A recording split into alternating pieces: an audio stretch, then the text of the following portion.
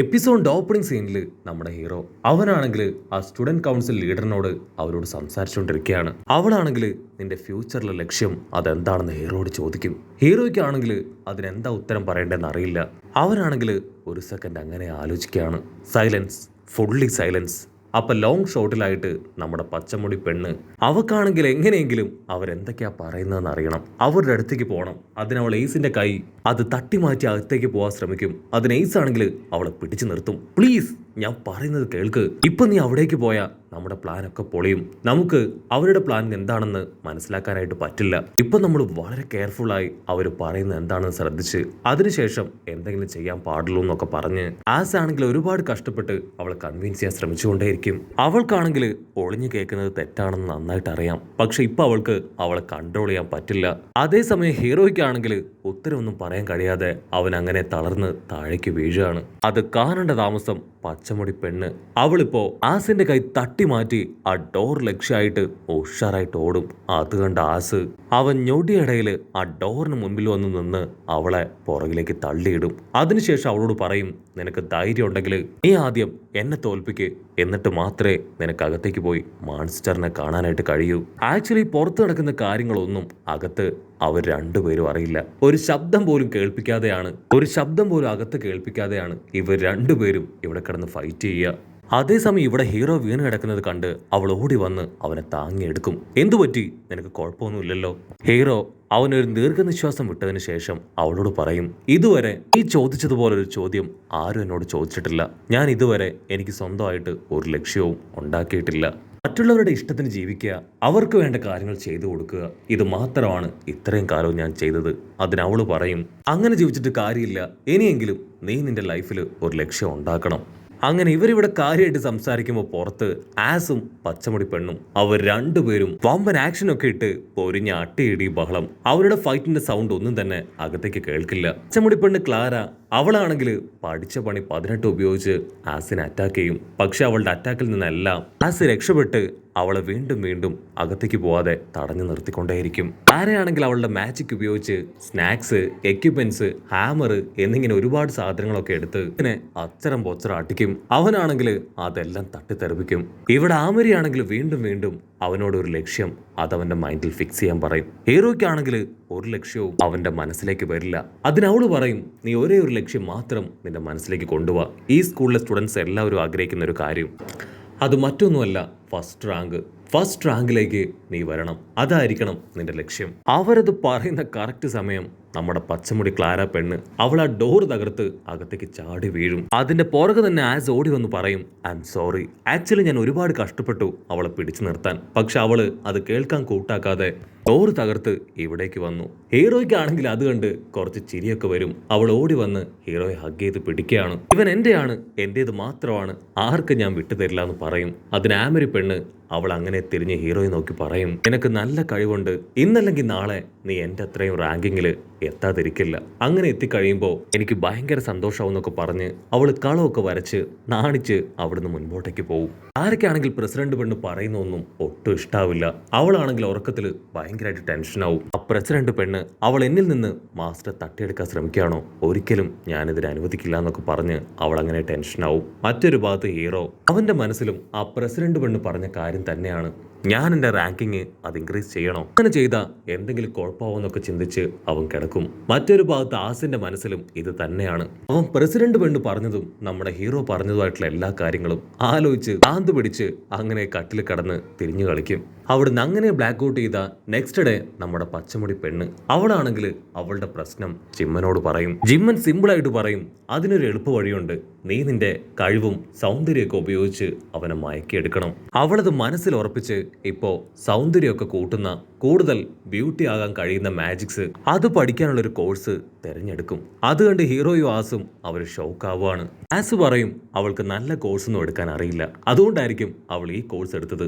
അതിന് അവള് പറയും, അധികം വൈകാതെ എൻ്റെ ക്വാളിറ്റി എന്താന്ന് നിങ്ങൾ കാണും, തീർച്ചയായിട്ടും ഞാൻ നിങ്ങൾക്കത് കാണിച്ചു തരും എന്നൊക്കെ പറഞ്ഞ് നമ്മുടെ ചെക്കന്മാരെ വെല്ലുവിളിക്കും. അവിടുന്ന് അങ്ങനെ കട്ട് ചെയ്ത അവളിപ്പോ അവളുടെ ക്ലാസ്സിലേക്ക് വരും. ടീച്ചർ ആണെങ്കിൽ ഓരോരോ പാഠങ്ങൾ അവർക്ക് പറഞ്ഞു കൊടുക്കും. അപ്പോഴായിരിക്കും ടീച്ചർ ക്ലാസ്സിൽ ഒരാൺ കേസരി അവൻ ഒളിച്ചിരിക്കുന്നതായിട്ട് കാണുക. ടീച്ചർ അവനെ പിടിച്ചു വലിച്ച് ക്ലാസ്സിൽ നിന്ന് ചവിട്ടി പുറത്താക്കും. ടീച്ചർ ആദ്യമായിട്ട് ഓരോരുത്തരുടെയും ബ്യൂട്ടി അത് അസസ് ചെയ്യും. അതിലേറ്റവും കുറവ് നമ്മുടെ പച്ചമുടി പെണ്ണ് ക്ലാരയ്ക്കാണ്. അവൾ ടീച്ചറിനോട് ചോദിക്കും, ടീച്ചർ പറയൂ, എൻ്റെ ബ്യൂട്ടി അത് എത്ര മാത്രമുണ്ട്, 100 ആണോ 80 ആണോ? ടീച്ചറാണെങ്കിൽ അവളുടെ അടുത്തേക്ക് വന്ന് ഒരുപാട് ബുക്സ് അവൾക്ക് കൊടുക്കും. നീ ആദ്യം ഈ ബുക്സ് മുഴുവൻ പഠിക്കണം, അതിനുശേഷം മാത്രമേ എനിക്ക് നിന്നെ സഹായിക്കാൻ പറ്റൂ എന്ന് പറഞ്ഞ് അവളെ പറഞ്ഞു വിടും. അവളാണെങ്കിൽ അന്നത്തെ ദിവസം തന്നെ ഒരുപാട് കഷ്ടപ്പെട്ട് ആ ബുക്സ് മുഴുവൻ വായിക്കാനായിട്ട് ശ്രമിക്കും. നമ്മുടെ പെങ്കൊച്ചാണെങ്കിൽ ആ ബുക്കിലുള്ള ഓരോരോ കാര്യങ്ങൾ വായിക്കും. അതിൽ ഫസ്റ്റ് ഒരാളെ ഇംപ്രസ് ചെയ്യണമെങ്കിൽ നല്ലൊരു പോസ്ചർ കൊടുക്കണമെന്നായിരിക്കും. അവള് ഹീറോയുടെ മുൻപിൽ വന്ന് വളഞ്ഞു കുത്തി നിൽക്കുകയാണ്. അത് കാണുമ്പോൾ ഹീറോയ്ക്ക് ചിരി വരും. സംഭവം നൈസായിട്ട് പാളിന്ന് മനസ്സിലാക്കിയ നമ്മുടെ പെണ്ണ് അവൾ വീണ്ടും ആ ബുക്സ് കറക്റ്റായിട്ട് വായിക്കും. സെക്കൻഡ് ആയിട്ടുള്ളത് പ്രണയിക്കുന്ന ആളുടെ കയ്യിൽ മൃദുവായി തലോടുക എന്നതാണ്. അവൾ ഒളിച്ചിരുന്ന് ഇപ്പൊ അവന്റെ കയ്യിൽ മൃദുവായി തലോടും. പക്ഷെ അവളുടെ പിടുത്തവും മുഖത്തിലെ ആറ്റിറ്റ്യൂഡൊക്കെ കാണുമ്പോൾ ഹീറോയ്ക്ക് അവൾ കളിക്കാനായിട്ട് അവനെ വിളിക്കുന്നത് പോലെ തോന്നും. അവനാണെങ്കിൽ അവളുടെ കൈയൊക്കെ പിടിച്ച് മുകളിലേക്കും താഴേക്കും ആട്ടിയൊക്കെ കളിക്കുകയാണ്. ഓ മൈ ഗോഡ്, ഇതും ഫ്ലോപ്പായി. അടുത്തതായിട്ട് പെർഫ്യൂം അടിച്ച് അവനെ മയക്കിയെടുക്കണമെന്ന് പറഞ്ഞ് അവൾ ഒരു ബക്കറ്റ് പെർഫ്യൂം അവളുടെ തലയിലൂടെ കമഴ്ത്തി അവിടേക്ക് വരും. പെർഫ്യൂമിന്റെ മണം താങ്ങാൻ കഴിയാതെ അവിടെയുള്ളവരെല്ലാവരും മൂക്കും പൊത്തി മാറി നിൽക്കും. ആ സോഡി വന്ന് നമ്മുടെ ഹീറോയുടെ മൂക്ക് അത് പൊത്തിപ്പിടിക്കും. ഇപ്പൊ നിങ്ങൾ മൂക്ക് പൊത്തിയിട്ടില്ലെങ്കിൽ സ്പ്രേയുടെ സ്മെല്ല് അത് താങ്ങാൻ കഴിയാതെ നിങ്ങളുടെ മൂക്ക് അടിച്ചു പോകുന്നു പറയും. അടുത്തതായിട്ട് 5th സ്റ്റെപ്പ് അത് നന്നായിട്ട് മേക്കപ്പ് ചെയ്യുക എന്നതാണ്. നമ്മുടെ പെങ്കൊച്ചാണെങ്കിൽ നല്ല അടിപൊളിയായിട്ട് കിട്ടിയ സാധനമൊക്കെ മുഖത്ത് വാരിപ്പൊത്തും. എന്നിട്ടൊരു കുട്ടിക്കുരങ്ങനെ പോലെ നമ്മുടെ ആൾക്കാരുടെ മുൻപിൽ വന്ന് ഇടിച്ചു കാണിക്കും. ഹീറോയ്ക്ക് ആണെങ്കിൽ അത് കണ്ട് കുറച്ച് പേടിയാവും. അവളെ ആണെങ്കിൽ ചുറ്റുമുള്ള എല്ലാ സ്റ്റുഡൻസും കളിയാക്കും. ഒരുപാട് വിഷമത്തിൽ അവളിപ്പോൾ തിരികെ വീട്ടിലേക്ക് വരികയാണ്. അതെ, എന്നെ കൊണ്ട് ആരെയും മയക്കാനോ കറക്കിയെടുക്കാനോ ഒന്നും പറ്റില്ല, എന്നെ കാണാൻ ഒട്ടും ഭംഗിയില്ല എന്നൊക്കെ പറഞ്ഞ് അവൾ വീട്ടിൽ വന്ന് നിരാശയോടെ ഇരിക്കും. അവൾ സാഡായിട്ടിരിക്കുന്നത് കണ്ട് അവളുടെ അനുജനും അനുജത്തെയും അവർ രണ്ടുപേരും ചേർന്ന് അവളെ കളിയാക്കി ചീർ ചെയ്യാൻ നോക്കും. പക്ഷെ അപ്പോഴും അവൾ പ്രത്യേകിച്ച് റിയാക്റ്റ് ഒന്നും ചെയ്യാതെ അങ്ങനെ തണുത്ത മട്ടിലിരിക്കുകയാണ്.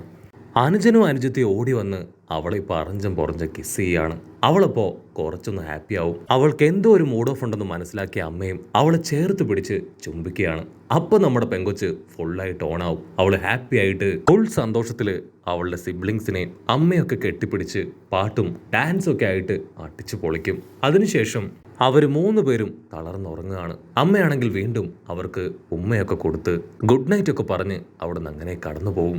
നെക്സ്റ്റ് ഡേ മോർണിംഗ് നമ്മുടെ പെണ്ണ് അവളാണെങ്കിൽ ചാടി എഴുന്നേക്കും. ഇന്ന് അവളുടെ അവസാന തടവാണ്, 18ാമത്തെ തടവ്. ഹീറോയ്ക്ക് ഒരു ചുംബനം കൊടുത്ത് അവനെ കീഴ്പ്പെടുത്തണം.